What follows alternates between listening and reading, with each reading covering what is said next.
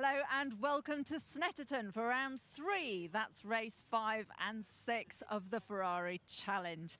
It is June, it is summertime, and of course it is raining. The weather apps say it's meant to dry out, but I can definitely tell you the rain is coming down again, and hopefully we're going to be seeing some of the cars coming out soon. Now, free practice has so far been a bit of a mixed bag. We had a dry first session where everybody went out. The second session started raining almost straight away, and most of the drivers made the decision not to carry on, although there were a handful of drivers who decided to really see what the wet setup was going to be like, find out the dry lines, and make the most of the session. But I can tell you, as I say, the rain is still coming down, the track is still wet. It's wet, as you can see, in the pit lane as well. So let's go up to the commentary box and see what the guys up there can actually tell us about what's coming over the horizon.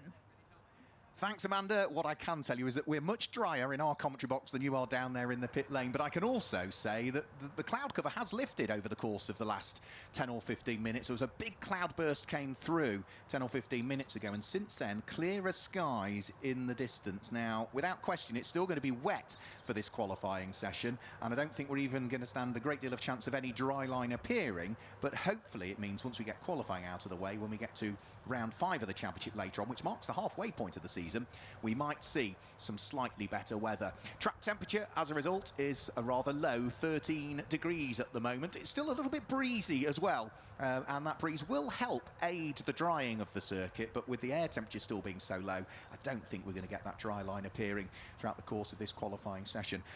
So it's not just myself in commentary. Jack Werrell is alongside me. Jack, as Amanda suggested, a mixed bag weather-wise so far. Yeah, and we've seen sort of a mixed bag in terms of free practice, because a number of drivers opting to head out and partake in the latter stages of free practice too, the wet part of free practice too, and some drivers maybe not, but what we can do is, I guess, have a look at how these drivers are going to approach Snetterton and how they work their way around, Mark. Yep, so it will be very different the way that they approach it in the wet rather than in the dry, as we saw earlier on. So what better person to show us around what will be a dry lap of this one? It's number 29, HRO in Ferrari, driven by Pranav Vangala as we jump on board.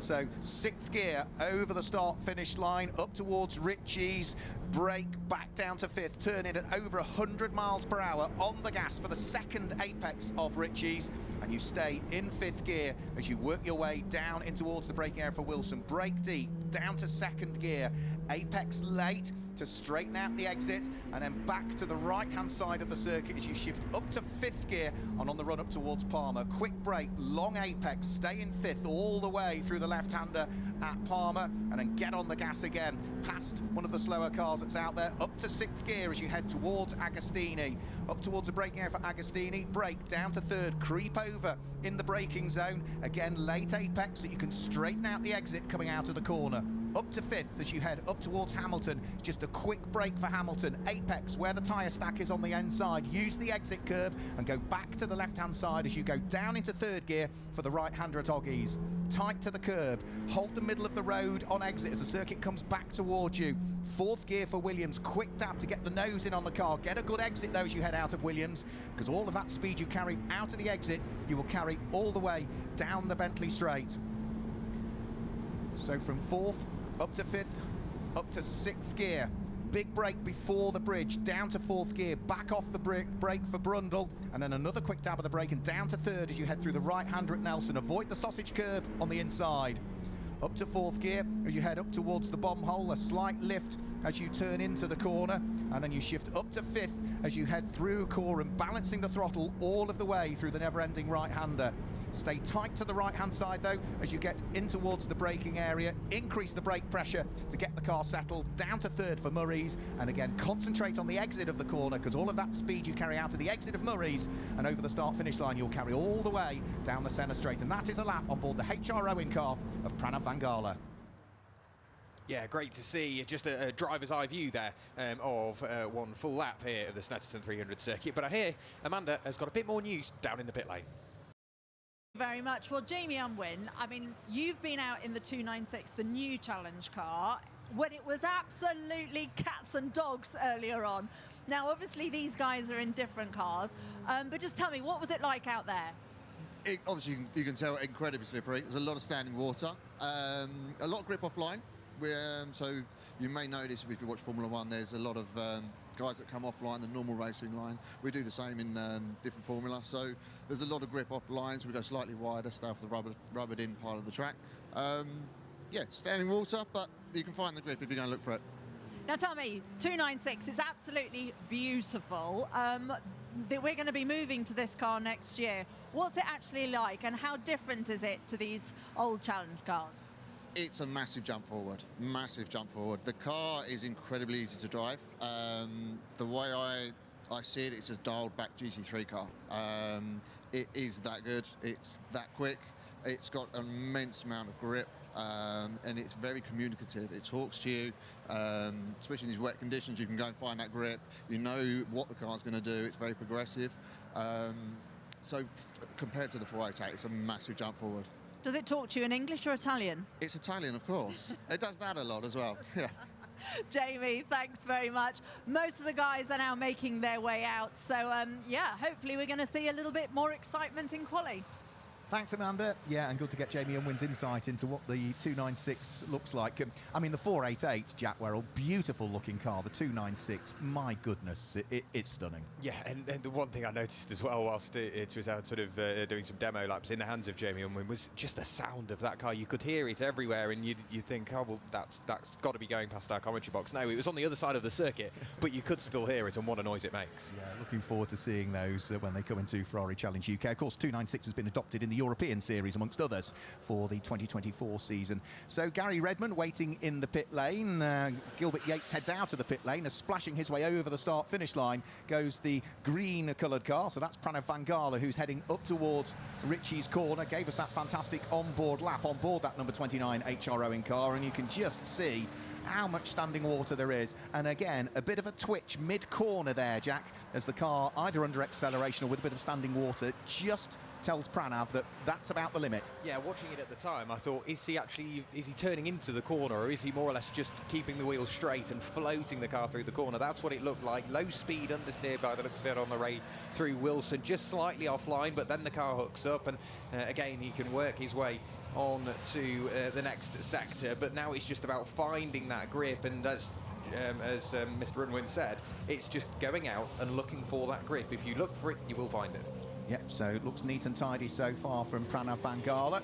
He is just heading up towards Hamilton. Of course, the onboard lap we saw was in the dry. It's going to be very different braking positions and gear changing positions, and maybe short shifting in a few places. Still trying to seek out a little bit of grip as he heads on towards the brakes and up towards Oggies. That wider line you can see nowhere near the usual racing lounge, trying to work out exactly where the grip is. And again, you can see the wiggle of the car again under acceleration as he turned his way out of Oggies, and then on towards Williams. Be careful not to run too wide. The one thing he won't want to be doing in these conditions is touching those red and white painted curbs. No, and even still, it's just that white painted line as well at points. That can be very, very slick as well. And you can only assume that they'll either be on very slightly used wet tyres or brand new Pirelli sticker wet tyres as well. So they will have to make sure that they give the appropriate amount of time for those tyres to work up to temperature and get into their optimal window. But for the moment, Pranav Van Gala is doing everything he needs to do, just picking his way through the bomb hole now, which again is another quite a deceptive corner, because you've got the undulation change, and it almost lures you in to take a bit more speed through there than you think, because at the compression you do get a bit of grip, but naturally after the compression you get the crest, which you can vary quickly. You start to fall away very slightly in terms of grip. And Coram in the wet, in the dry, it's a scary corner. In the wet, you'd imagine it's quite challenging. But it's a very challenging corner in the wet. And then as you come out of Murray's, then there's usually a little puddle goes across the circuit from the left-hand side to the right-hand side, just where Pranav Van Gala went a few seconds ago. So he's just chalked up a flying lap, 1 minute 21.004 from Pranav Van Gala. So that is the quickest time that we've seen so far in this session. That's his second flying lap. But of course, you know, the first one still trying to build some temperature into the tyres and still trying to work out exactly where the standing water may or may not be. Yeah, and Andrew Morrow, who, bearing in mind, also joined Pranav Vangala out there in free practice 2 in the wet conditions, has just completed his first flying lap with a 2 minute 21.402, just under exactly 0.4 of a second. But there you have split each other for purple sectors. Mark, you've spotted something. No, I was just looking out of the window and looking the fact that the cloud level is much, much higher than it was. With 24 minutes to go, I don't think there's any question that it's still going to be wet, but I think it might be one of those qualifying sessions, Jack, that builds to the crescendo, because the last lap is arguably going to be the driest lap for everybody, which therefore it becomes the most important lap to make sure you nail it. Yeah, but obviously you don't want to miss out on anything in between, because that's obviously the idea. But if something were to change, the wind were to change, whatever it may be, you want to make sure that you're out there consistently running those laps. And Pranav Vangala, he had set another overall fastest Sector 1, however, beaten to it by quite a substantial margin. Andrew Morrow, a 42.893 through Sector 1, so by far and away the quickest we've seen through Sector 1 in this session. So keep an eye on Andrew Morrow to see what he can do. He's just splashing his way through. Whereabouts is that? That looks like Oggies. Yes, it is. And then it's up towards Williams, as you say, one of the most important corners on the circuit, because the speed you carry through there will affect the entirety of your trip down the Bentley Straight. Yeah, so there goes Andrew Morrow onto the Bentley Straight. He was twice a race winner here in 2023 at Snetterton, scooped both of the race wins. So what can he do in qualifying now? So in towards the braking area, underneath the vehicle bridge, up towards Brundle. So heavy brake going in, trail brake a little bit, or come off the brakes through the middle of the corner before you're back onto them again, heading round through Nelson, and then pick up the throttle again as you head up towards the daunting bomb hole, which really dips as you get towards the apex of that corner. So it was an absolute best through the first sector for Andrew Morrow. He's gone quicker through the middle sector than he has previously gone, so could well be looking towards taking pole position away from Pranav Vangala. But Pranav Vangala has just gone even quicker around the circuit. 2 minutes 17.742 now for the provisional pole sitter. What can Andrew Morrow do? He would need to improve by a good chunk to eclipse the time of Pranav Vangala, and as Andrew Morrow comes over the start-finish line, he splashes his way around the Snetterton circuit in a 2 minutes 17.084 and heads towards provisional pole position.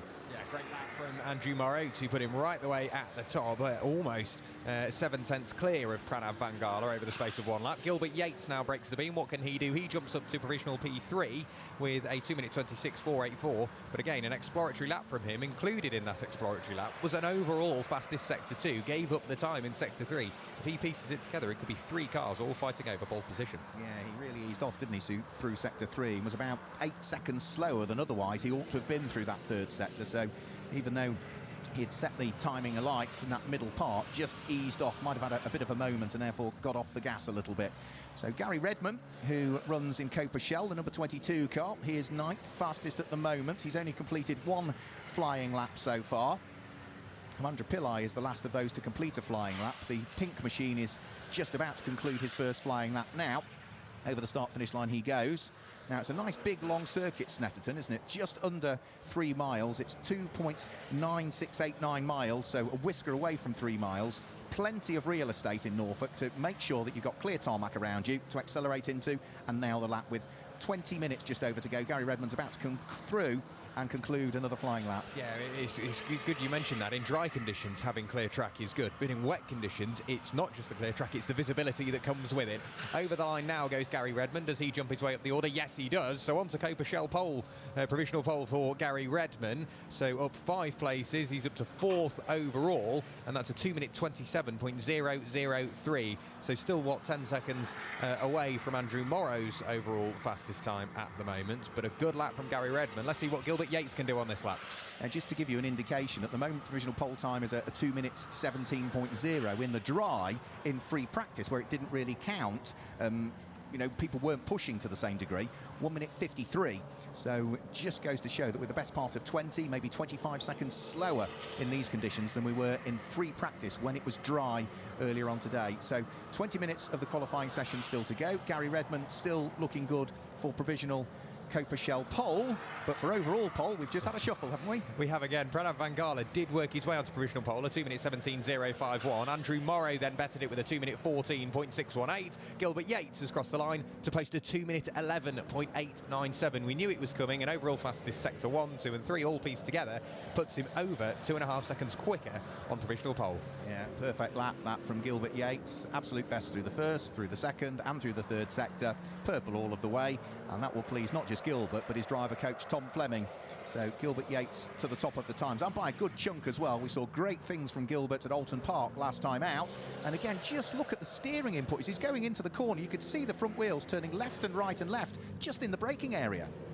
Yeah, he's just so close to that limit that he's really having to wrestle that car around, and the Pirelli's working so hard. A dab of brakes even mid-corner just to try and get the car squared away, and you can see how hard he and the car is working just to extract ever more time. And it's working because another overall fastest sector 1 from Gilbert Yates. Yeah, brilliant stuff from Gilbert. Threads his way and slides his way out of Hamilton. That was asking a lot of the Pirellis, but on the very edge of division, it's almost like ballet, isn't it? The car just dancing around. It looks as though it's out of control, but it's beautifully under control. Yeah, it's very much an art form, isn't it, for what Gilbert Yates is doing. The next time we will get an idea on how quick this lap is going to be is the running towards Brundle and Nelson at the end of the Bentley Straight. He's just working his way along there now, so we should very shortly get an update, see if he's bettered his already overall fastest sector 2. Yes, he has, so a 45.809 through sector 2. This is all going one way at the moment, Mark, isn't it? It looks like he's going to be on for another quick lap. Andrew Morrow, in the meantime, he's just working his way through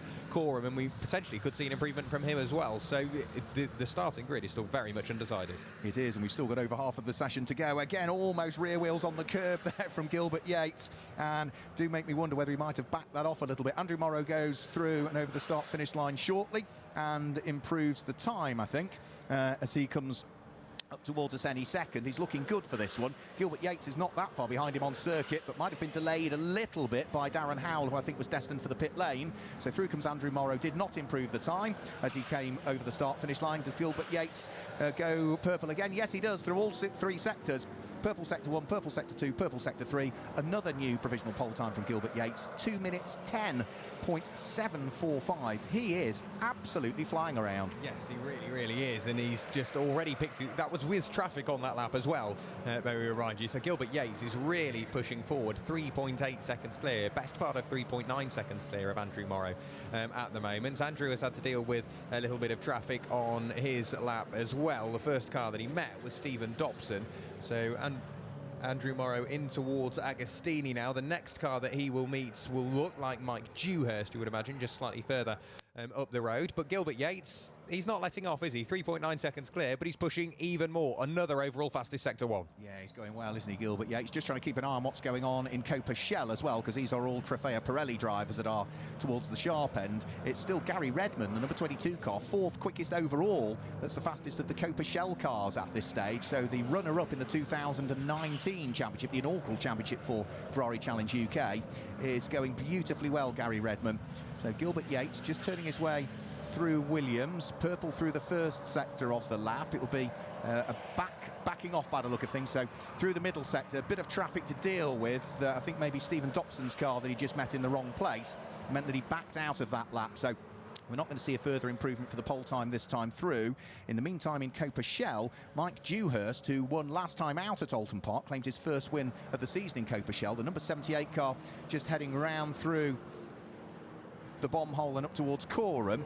And just the body language of the car doesn't look as though he is on a flying lap to me this time through. Now, saying that, I thought that about Gilbert Yates a few laps ago, and then what did he do? He went purple through sector 3. So I think it's just, yeah, quite a deceptive lap from some. Through the final corner now comes Mike Dewhurst. Will we see an improvement from him, or is he coming into the pit lane? So we keep an eye. No, he is still pushing as he comes towards the line. He's got Andrew Morrow breathing down his neck.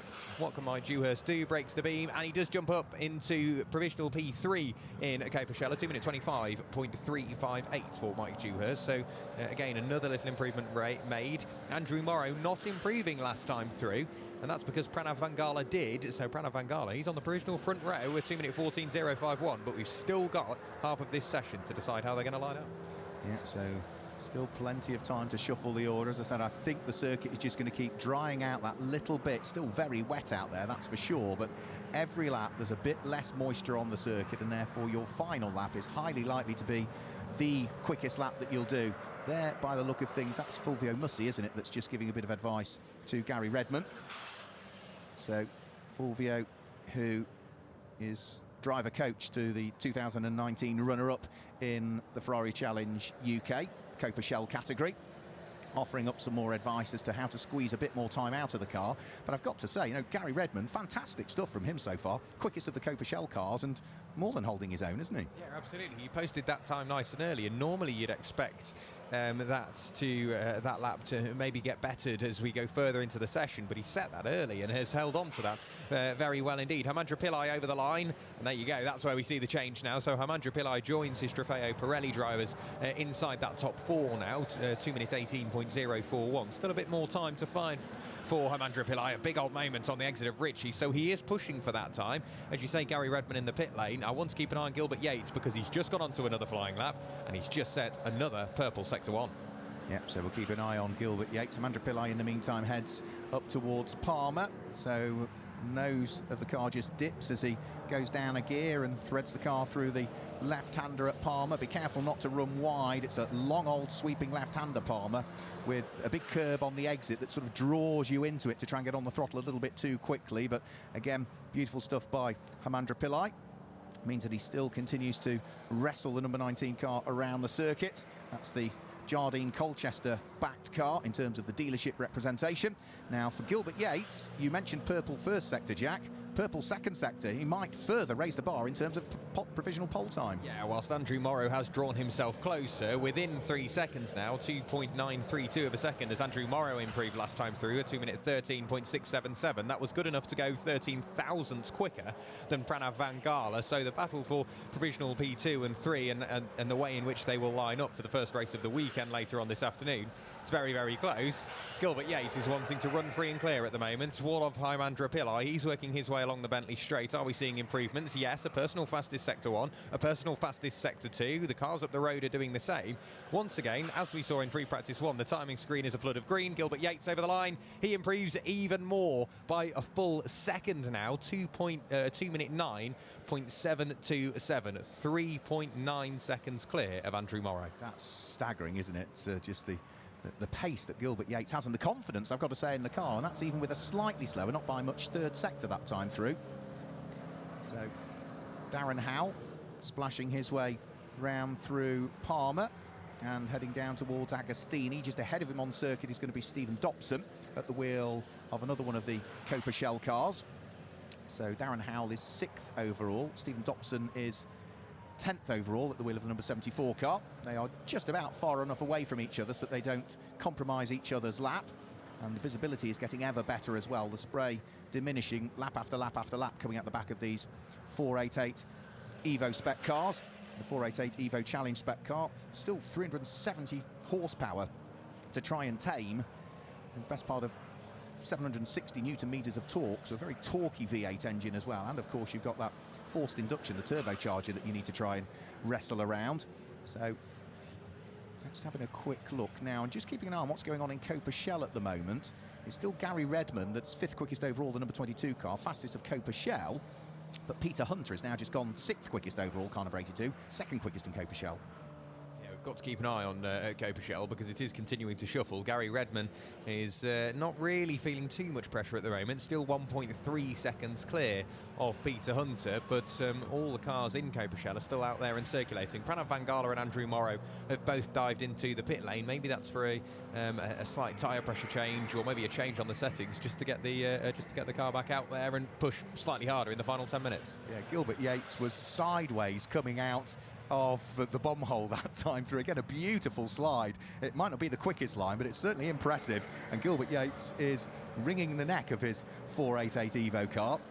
He also had traffic to deal with, which was Darren Howell that time through, who I think has backed off his lap and is going for another run at it this time through. So sensible thing to do for Darren Howell if the lap wasn't coming together, as Robert Rees goes off. Very wet grass. Thankfully, lots of runoff at Snetterton, and I think that was coming out of Palmer where he lost the car. Or coming out of Hamilton where he lost the car. So skittered onto the grass, big 360 degree spin, And thankfully, such is the runoff here at Snetterton, no damage done to car, and Robert Rees will continue round. Yeah, Robert Rees, he kicked off the season exactly how he would have liked to, and yeah, this weekend the weather conditions have been far from favourable, I think, for Robert. But yeah, as you say, it's victimless crime, really. That one, he's just gone slightly wide, I think, on the exit, and that spat the car across the road, but very well collected up, and will look to continue the lap. We have seen Pranav Vangala into the pit lane and back out. Andrew Morrow remains in the pit lane. Provisional pole sitter Gilbert Yates has come into the pit lane. At this point, what do you do? Because you want to go, oh, well, 3.9 seconds, I can get out the car and go for a coffee. But also, the track is continuing to dry, which means the grip will continue to increase. So you cannot rule out a 3.9 second gap diminishing to very little. Yeah, I mean, we were saying at the beginning of the session, you know, they were lapping the best part of 25 seconds slower than they were in free practice 1 when it was dry. Well, if you look at what they're doing now, they are now lapping about 16 seconds slower than they were in the dry. So the circuit has arguably improved by 10 seconds in terms of conditions already. And in the final 10 minutes, that's still only going to get better.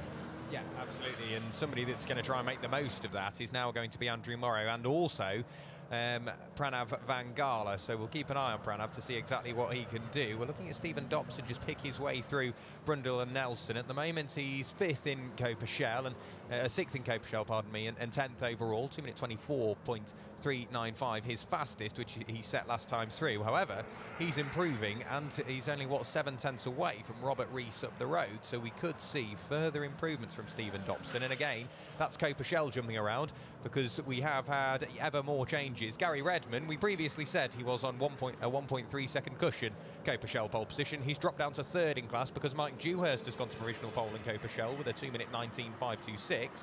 Also leapfrogging is Peter Hunter. He's picked up a place and he's up to provisional P2. Over the line we now see Stephen Dobson. Does he pick up a place? Yes, he does. Coperchel, it's on the move, isn't it? It is, yeah. So he moves up to 9th quickest, the number 74 car, as he turns his way through Ritchie's corner. And will no doubt keep pressing on with this lap. All of the cars still out there and circulating, barring one, which is Gilbert Yates, the provisional pole sitter, who is in the pit lane at the moment. Andrew Morrow, as you mentioned, on an outlap. Pranav Vangala on an outlap at this stage. And let's just wait and see as to whether we can usher up from what is 10th place at the moment, Robert Rees, because Robert Rees is slowest of the cars out there qualifying, yet he is, by 19 points, the Coperchel Championship leader. So it's not quite happened for the number 8 car as yet in qualifying. No, cracking lap from Gary Redman last time through. That's put him back onto Coperchel provisional pole, 2 minute 18.150, and he's bought himself a 1.3 second cushion once again. But we saw how easily it was taken away from him. We've still got 7 minutes of the session remaining. Out on circuit goes Gilbert Yates. He was hot on his mirrors and saw that Hemandra Pillai was going on to another lap. Peter Hunter breaks the beam. Does he improve last time through? Yes, he does. So Gary Redman, whilst he's put that car onto provisional pole in Coperchel, Peter Hunter has closed the gap to 82 thousandths of a second. You can post a time you're happy with. Doesn't mean it's good enough to stay where you are. Yeah, keep an eye on what's going on with the yellow, red and blue number 82 car of 78 car, I should say, of Mike Dewhurst, because whilst he's now dropped to 3rd in Coperchel, he is quicker through the first sector than he has previously been, and quicker through the second sector, so he might be able to reassert himself back to where he needs to be. We've still got 6 minutes to go. Robert Rees moves up from 10th to 8th place at the wheel, conveniently enough, of car number 8 as he heads round through Ritchie's corner. And as he's doing that, Peter Hunter at the wheel of the number 82 car, the Stratstone Manchester car, turns his way through the left-hander at Agostini, the silver car with the Italian tricolore stripes right the way down the centre of it, looking as though it is quicker through the first sector than he has previously been, Peter Hunter, and he'll be hoping that he can propel that car up from where it is at the moment in 7th place. Yeah, let's see what he can do. We keep an eye on Mike Dewhurst as he's jumped up to provisional pole in Coperchel, albeit with only a 1/10 margin over Gary Redman. Peter Hunter remains 82 thousandths away, so the top 3 are separated by, what, 2/10 of a second? Yeah. In wet conditions. That is very impressive on a 3-mile circuit, even more so.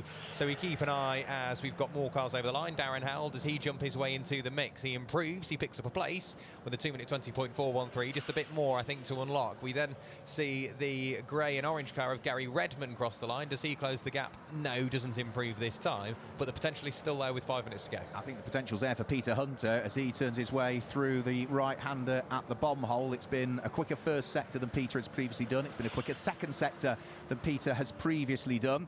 And as he now turns his way up towards the end of the lap, is he going to reassert himself back into provisional pole position in Copa Shell?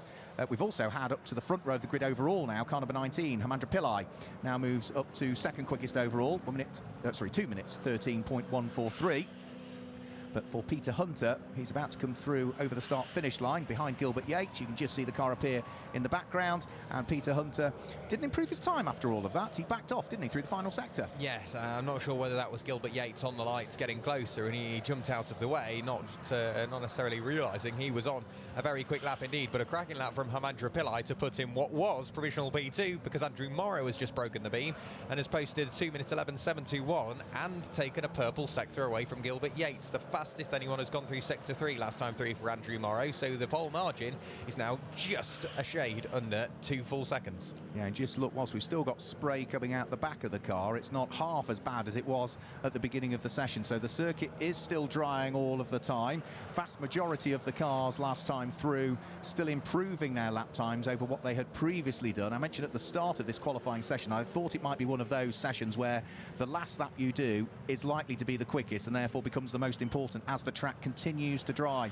And I still absolutely say exactly the same. I think the final lap for most drivers is the one they have to get it right. They can't afford a mistake, because that is probably, that final lap, if everybody does it, going to set the grid. Yeah, absolutely, and we do need to keep an eye on what Pranav Vangala can do as well, because previously he was provisional P2, he's now down into provisional P4, so Pranav Vangala, he's trying to climb his way up through the order from 4th place. At the moment, Andrew Morrow's just working his way out of Oggies and then up towards Williams. He will keep an eye on what he can do and keep that car in a straight line. Gilbert Yates is improving, he's just at a purple sector 2, so whilst he's a full second down on what he can do in sector 1, sector 2 has gone his way. Gilbert Yates more to come, Andrew Morrow more to come, I think, as well. We did see Hamandra Pillai improve upon his sector 2 last time through. We're also seeing lots of green down in Copa Shell as well. We are, yeah, I think he's going to continually keep shuffling. Hamandra Pillai comes over the start-finish line and improves, but still stays third, 2 minutes 12.069. Andrew Morrow heads out of Brundle and Nelson and up towards the bomb hole. He was slightly slower than his previous best through the first sector, but was quicker than his previous best through the middle sector of the lap. He's still giving time away, though, relative to Gilbert Yates, who comes over the start-finish line and cannot improve upon his own provisional pole time. 2 minutes 9.7 is the pole time. He's just under 2 minutes 10 point, as good as 4, 2 minutes 10.399. So no improvement there for him. Maybe a couple more rolls of the dice with the amount of time that remains on the clock as Andrew Morrow comes over the start-finish line. Can he improve? Yes, he can. Still remains second quickest in the session, but it's a 2 minute 10.689 from Andrew Morrow. Moves him to within a second of the number 11 car of Gilbert Yates. Yeah, you said keep an eye on Peter Hunter as well. He improved last time through, not only his time, but his position as well, to provisional second place in Copa Shell. He's still, what, 6.5 tenths away from Gary Redman, but there is improvements to be had in Copa Shell.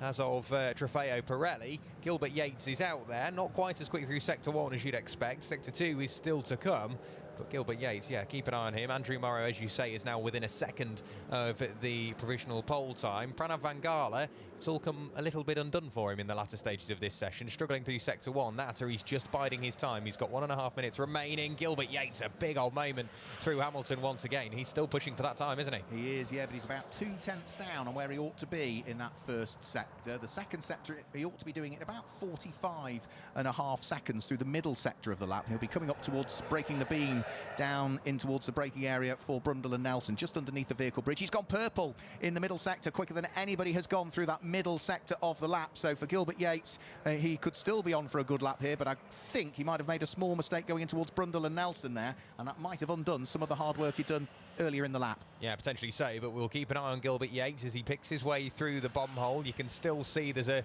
bit of or some puddles on the inside and the outside. You thread your way through the bomb hole, then around the long right-hander at Coram. The car will be begging for a break on those left-hand tyres. The Pirellis will be working so hard. They're doing a brilliant job of hanging on with Gilbert Yates pushing as hard as he does. Pranav Vangala over the line doesn't improve. What can Gilbert Yates do? He will come towards the line in a flurry of day-glow yellow and red.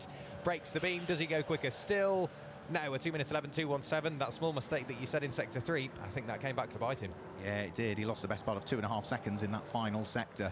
So up towards the braking area for the Wilson hairpin goes Pranav Van Gala. Still the number 29 car from HRO is 4th quickest in this qualification session. He'd backed things off quite significantly last time through. He was about 10 seconds slower than his best in the session so far. So this is one final push, I think, for Pranav Van Gala, as the checkered flag has now come out. So any cars over the start-finish line now will be the end of the session. Those that are still on the qualifying lap can stick with it.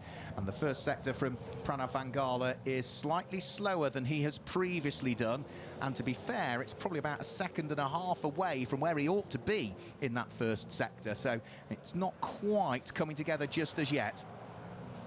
No, it isn't. And Hamandra Pillai, he improved exactly when he needed to. He improved last time through as well, a 2 minutes 11.492, just to bridge the gap ever more between himself and Andrew Morrow. We've already seen Robert Rees over the line. That's all she wrote for his qualifying session, unfortunately. He's provisional 4th place. He can't go forward. We may see improvements from Darren Howell and Stephen Dobson, however. So the next car to take the checkered flag will be the number 78 of Mike Dewhurst. Does he improve? Yes, he does. He goes on to provisional pole in Copa Shell with a 2 minute 16.449. It's now all eyes on Gary Redman and what he can do about getting back on provisional pole. Yeah, it's a number 22 car that will be coming up towards the end of the lap before too much longer. There's a little bit of traffic for some cars on their final qualification lap, but Mike Dewhurst at the wheel of the 78 at the very death of the session, sneaking onto provisional pole position in Copa Shell, and he'll be keeping his fingers crossed that he can hang on to that one. Andrew Morrow at the wheel of the championship winning car from last year heads down the Bentley straight for the final time. He is slightly slower through the first and the second sectors than he's previously been. A few more cars now over the start finish line taking the checkered flag, including Stephen Dobson and then the car of Gary Redman. Gary Redman is quicker than Mike Dewhurst and therefore retakes provisional pole position in Copa Shell. That's been bouncing around for the whole session, hasn't it? Yeah, it has indeed. Stephen Dobson did go quicker than Darren Howell for about 4 seconds until Darren Howell then broke the beam and reasserted himself into provisional P5 in Copa Shell. Andrew Morrow, he is still out there and circulating, but I don't think it will be an improvement for him, unfortunately. He's about 2 seconds down, isn't he, in that final sector, so it's not quite going to work for him. And even after the checkered flag, Gilbert Yates is still sliding the Ferrari around. I think he's enjoyed his session, hasn't he, Gilbert Yates? A big slide as he came through Ritchie's corner, even after the checkered flag. So I think Andrew Morrow aborts the lap in the end, and dives into the pit lane, which means there's only one more car now to take the checkered flag, as far as I'm aware, and that's Peter Hunter, who has also come into the pit lane. So it does look as though we are done for qualifying for the moment, and the grid, subject to confirmation, is largely set and is set in the right way as well. So the 4 Trofeo Pirelli cars lining up on the front 2 rows of the grid, and the Copa Shell cars and those less experienced drivers all lining up thereafter. Yeah, and what a qualifying session it was. It was, in theory, mixed conditions, because whilst it hasn't been raining, the standing water and any water that was on the circuit was dissipated and the track was drying, and as you say, the wind picked up, which will have aided the drying. So we saw drivers go quicker and quicker. However, all that drying that the drivers have just worked so hard to get may come undone, Mark. I think it will. Looking in the distance, the next cloudburst is probably about 5-10 minutes away here at Snetterton. So we got qualifying done and dusted with the circuit drying, but it's going to be rather wet again. We'll have to wait and see as to what it might look like when we come to the all-important race later on, round 5 of the championship, scheduled to get underway around about 3:30 this afternoon here at what has been a rather changeable day in Norfolk. So the rest of the cars just threading their way in towards the pit lane area, and I'm sure as and when we get the opportunity, Amanda will get some reaction from down there in the pit lane. We'll also confirm the way that they should line up. Robert Rees, I'd imagine he might be a little bit disappointed with only 8th quickest overall at the wheel of the number 8 car, 4th in Copa Shell, Jack, for the man who's claimed 3 wins in that category so far this year and leads the championship coming into this weekend. Yeah, Robert Rees is always one to watch in Copa Shell, as is most of the class, really. It's such a competitive class, is Copa Shell. But yeah, Robert Rees, it's slightly off tilt from what we would expect. But what we can do is have another look at the results from that session, Mark. Yep, so let's just guide you through then the qualification results. It is pole position for Gilbert Yates, so he picks up the extra championship points as a result of the time that he posted, a 2 minute 9.727. Andrew Morrow, though, the reigning champion, lines up alongside. Hamandra Pillai and Pranav Van Gala will line up 3rd and 4th on the grid. Gary Redman was at the top of Copa Shell, so he'll start from 5th later on this afternoon. But Copa Shell, we saw Mike Dewhurst, who's going to line up 6th. He led for a period of time, as did Peter Hunter. Robert Rees is there in 8th place. Didn't quite happen for him. Darren Howell is 9th, and Stephen Dobson completes the top 10.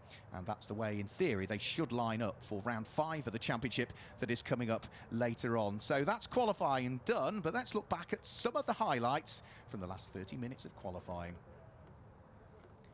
Well, the session got underway in very, very damp conditions, with most of the drivers foraying out onto the circuit immediately to try and gauge what were very, very tricky conditions. Lots of spray, lots of standing water, and very wet grass, of course, should they make a mistake. Andrew Morrow was looking to try and secure provisional pole position, but the early pace went the way of the likes of Pranav Vangala and Gilbert Yates, who were both flying around the circuit. Hemandra Pillai, at the wheel of the number 19 car, also took the opportunity to try and squeeze some quick laps in early on. The conditions drying, though, would always mean that the quicker times would come later in the session. Gilbert Yates kept lighting up the timing tower with purple sectors, and in the early stages in Copa-Shell, it was the number 22 car of Gary Redman that set the early pace. But you could see all of the cars and all of the drivers really pushing the limits out there on circuit. Adhesion was at very much a premium, and for all of the drivers, it was a case of trying to keep your nose clean. There was only one car, I think, that got caught out, and that was Robert Rees, who had a fairly harmless spin as he came out of Hamilton. Andrew Morrow had a big moment as he came round through Coram and gathered it all up. But the checkered flag flew, and Gilbert Yates would ultimately pick up pole position for the 5th round of the 2024 Ferrari Challenge UK here. So he will be heading towards pole position in Trofeo Pirelli, and in Copa-Shell, it will be Gary Redman who will start from pole. So with qualifying done and dusted, let's head down to the pit lane, and I think Amanda can chat to our pole sitter. I certainly can. Before the rain comes in, Gilbert Yates, another masterclass. You were out there. You looked totally in control, and you are the Trofeo Pirelli pole position winner. Congratulations to you. You made it look so easy. It's anything but easy, I can assure you. It was very greasy, very slidey. You know, it was nearly easier when it's really wet, but when the surface water disappears, it becomes very greasy. And was it drying out there at all? No, it's not drying at all. It's just very slidey, but it's not drying. And the rain came back on the second time I went out, so yeah. And I think, oh dear, that nearly took out your driver coach then as well. The wind is picking up, and I think it might be raining again as well. What do you expect to happen this afternoon? I don't know. The rain's going to pick up. If it gets wetter, it's going to be obviously a difficult race. I'm just glad I'm in pole position to try and get away, because it's difficult behind the cars and spray. Well, listen, you're starting in the best place possible. Congratulations, Gilbert Yates. You look like you've got this wrapped up. Thanks, Amanda. Yeah, so good to chat to our overall pole sitter, and we just about, Jack, got that qualification session done because it was drying. The rain is now very much falling again, isn't it? Yep, absolutely. So all of that, all of the work that the drivers put in to dry that circuit, it just means that it's all going to get wetter and wetter and wetter as the rain continues to fall. The wind picks up and the rain picks up ever more. I'm just looking further around the circuit. The puddles will start to form, but somebody that will be glad that qualifying stayed dry will be Gary Redman, Copa-Shell pole sitter, down there with Amanda. Thank you very much. Yes, Gary Redman, congratulations to you, the Copa-Shell pole winner. Here is your... Three of you were just trading positions. It was great fun, though. It was really, really good fun. You know, trying to find the grip out there, and I think I had two moments that weren't too bad. But yeah, it was great fun. Oh, listen, I'm so glad you're enjoying it. I mean, the rain is now starting to come down quite heavy. One more question. What are you going to do in the race? Hopefully win. Well, listen. That's the goal. That is the goal indeed. And I mean, you're starting in pole position in Copa-Shell, so it's the best place to start from. Yeah, brilliant. Yeah, no, very much so. And yeah, thank you to the team. It's been a really enjoyable qualifying session. Well, look, the rain is absolutely coming down. I'm going back in here. Gary, I guess you are as well. Yeah. Going for lunch now. Lunch now, exactly. Mark and Jack. Thanks, Amanda. Yeah, good to hear from Gary as well. Go and seek some dry weather as well. That's what our marshals will be doing here at Snetterton as well. So everything is perfectly poised, Jack, for round 5 of the championship coming up later on. Yeah, absolutely. The grid, not necessarily as close as we've seen it throughout this season, but it's ordered in the correct way, and we could see Robert Rees maybe didn't wasn't quite comfortable in qualifying. Let's see what he can do in the race. He's got cars up the road that he can battle with. So too, Pranav van Gala, he showcased some fabulous pace as well. And Gilbert Yates, starting on pole position, it doesn't necessarily mean he's free and clear. So there's so much action just waiting to get underway for race 1 of the weekend. And you'll see all of that action here at Snetterton. 3:15 this afternoon will bring you round 5 of the 2024 Ferrari Challenge UK. So until then, it's goodbye.